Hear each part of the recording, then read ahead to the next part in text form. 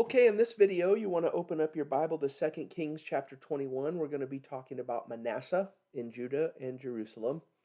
And this video marks a milestone because we are leaving the divided kingdom section.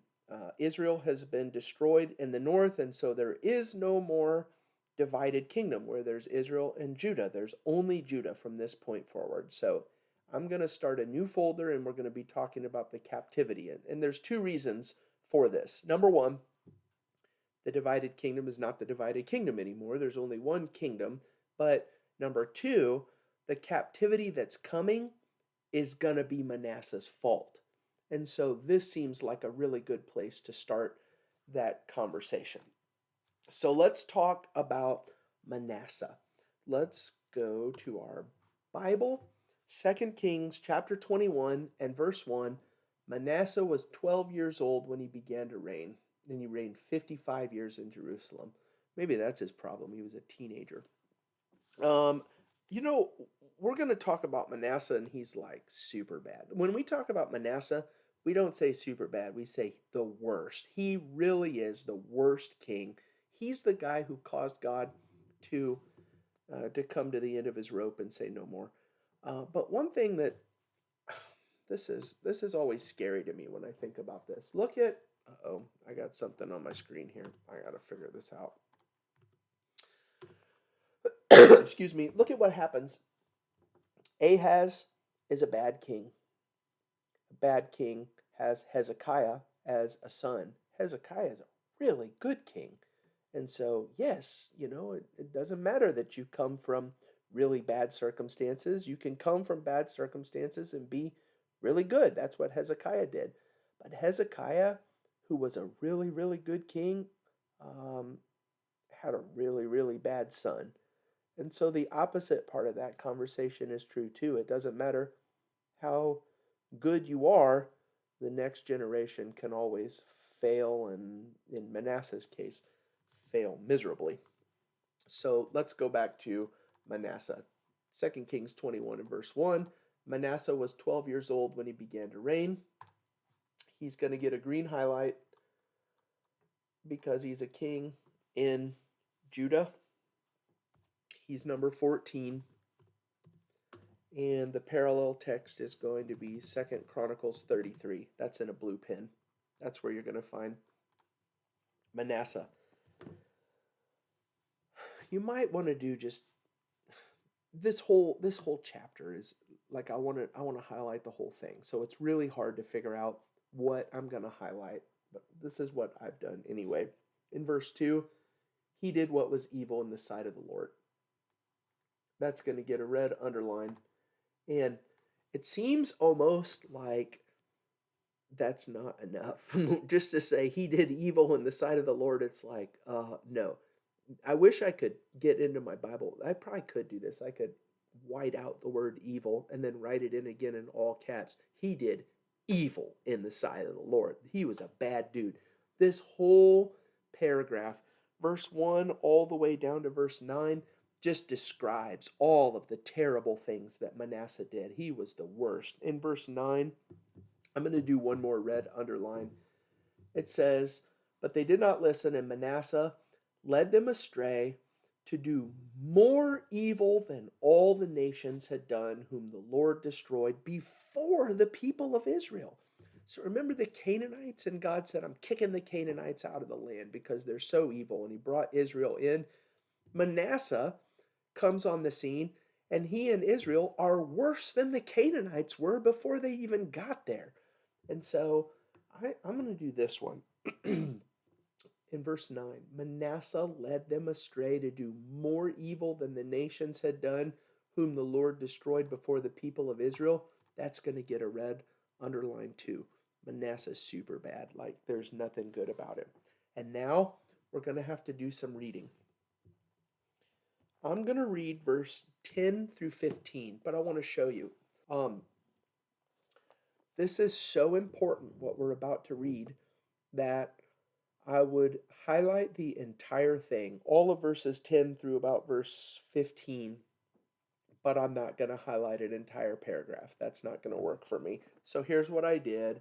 I just took my highlighter and made like a little highlighting bracket there just so I can remember this because this is really important. You need to remember. Uh-oh, it looks like I'm blurry. Let's see if I can get the focus back here. Well, good thing for you. You don't have to see me in focus. Um, this is so important. Do you remember that I said you need to remember 2 Kings 17 and the destruction of Israel? You also need to remember this section because this is the reason why God eventually destroys Judah and Jerusalem. Starting in verse 10. And the Lord said by his servants, the prophets, because if you wanted to highlight something, maybe the word because would be worth doing. Let's do that. Let's highlight that. Because Manasseh, king of Judah, has committed these abominations and has done things more evil than all the Amorites did who were before him, and has made Judah also to sin with his idols, therefore, thus says the Lord, the God of Israel, behold, I am bringing upon Jerusalem and Judah such disaster that the ears of everyone who hears of it will tingle. And I will stretch over Jerusalem the measuring line of Samaria.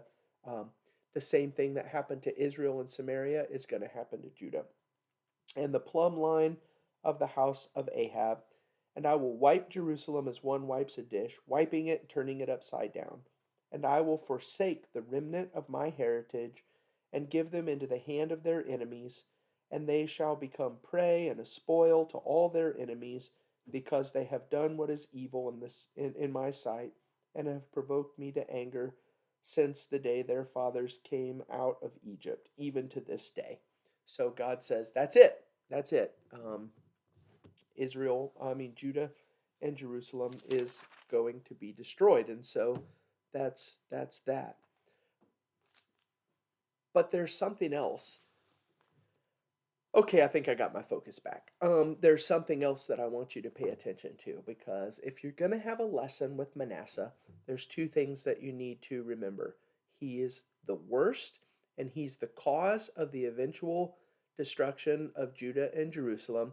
But number two is look at verse 17. 2 Kings. There we go. Now the rest of the acts of Manasseh and all that he did and the sin that he committed, are they not written in the book of the Chronicles of the Kings of Judah? There's something that we're going to want to mark next to verse 17. Let's add a note here. No, not edit notes. Sorry about that. I want to add a note and engage the word. It's not highlighted, it's just a note. And this is what I want my note to say. Manasseh repented and was forgiven. In 2 Chronicles 33:10. We're about to read about that in 1 second. The king's account doesn't tell us about that. But we need to definitely remember that when we're reading through 2 Kings, that in order to get the rest of this story, we have to go to Chronicles because as bad as Manasseh was, he still repented, and this is incredible to me.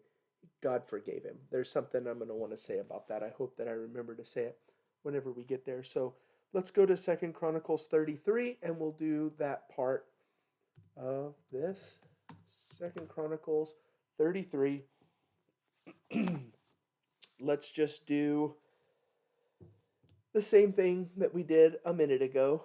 Chapter 33 and verse 1, Manasseh, we're going to add a note. He's going to get a green highlight because he's a king of Judah. He is king number 14, and the parallel account in blue pen is going to be 2 Kings 21. That's where we're going to find Manasseh. In verse 2, he did what was evil in the sight of the Lord. You know, if you wanted, how about this? How about we do all of verse 2? He did what was evil in the sight of the Lord according to the abominations of the nations whom the Lord drove out before the people of Israel. It's not that he was just bad, like he's as bad as anybody has been for a long time. And then verse 9. Verse 9 says, Manasseh led Judah and the inhabitants of Jerusalem astray to do more evil than the nations whom the Lord destroyed before the people of Israel. We did that in the king's account, so we're going to do it here also, that Manasseh was not a good guy. And then you come to verse 10. This is where we're going to change directions just a little bit. The Lord spoke to Manasseh and to his people, but they paid no attention. First of all, it is amazing to me that God would even try, to get people in Manasseh, and the people that he's leading, they're so bad during this time, and God is still trying to call them out of their sin. But they don't listen. They paid no attention. Therefore, in verse 11, the Lord brought upon them the commanders of the army of the king of Assyria, who captured Manasseh with hooks and bound him with chains of bronze and brought him to Babylon. So you are in big trouble now. Verse 12. And when he was in distress, he entreated the favor of the Lord his God and humbled himself greatly before the God of his fathers. He prayed to him, and God was moved by his entreaty and heard his plea and brought him again to Jerusalem into his kingdom. Then Manasseh knew that the Lord was God. This is incredible. And this is the thing, like you could do this for a Wednesday night invitation, or you could do this for a sermon, or you could sit at a kitchen table and teach this lesson to your kids, or just put it into your own heart. Everybody needs to remember this. If God if God will forgive even Manasseh for all of the terrible things that he did and all of the people that he afflicted with his horrible sin and all of his mistakes, if God will forgive even Manasseh for his sin, then he will forgive you for your sin. So let's do something with that in verse 12. Oh, you know what? I want to do the whole thing. It's so good, but I'm not going to. When he was in distress, he entreated the favor of the Lord his God and humbled himself greatly before the God of his fathers. Green underline. That's really good. And this is so big. I'm going to do this. Then Manasseh knew that the Lord was God. That's getting highlighted. And I'm probably going to make a separate picture of it to stick on the engage the word stuff. Let me tell you something about this. Um, there are books in the Catholic Bible, for example. They're called Apocrypha. They're not in our Bible. They should not be in our Bible. I'm not saying that there should be in our Bible or that they're authentic or anything like that. I'm not saying anything like that. But um, there is a book among those Apocrypha that's actually called the Prayer of Manasseh. And you should Google it and just say, I want to read the Prayer of Manasseh. It's real short. It's like if you print it out on a piece of paper, it's maybe 1.5 pages. You could read it in less than 5 or 10 minutes.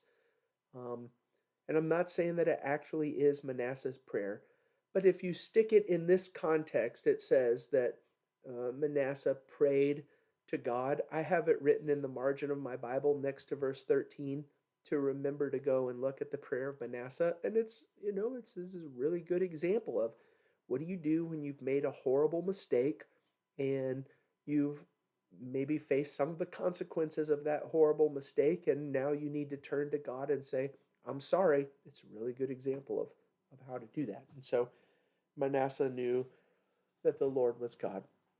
So this is the reason for captivity. Even though he was forgiven by God, he's still going to have to live with the consequences of his mistake. But God forgave him. And if God forgave Manasseh for his sin, he will forgive you for your sin, no matter how big it is.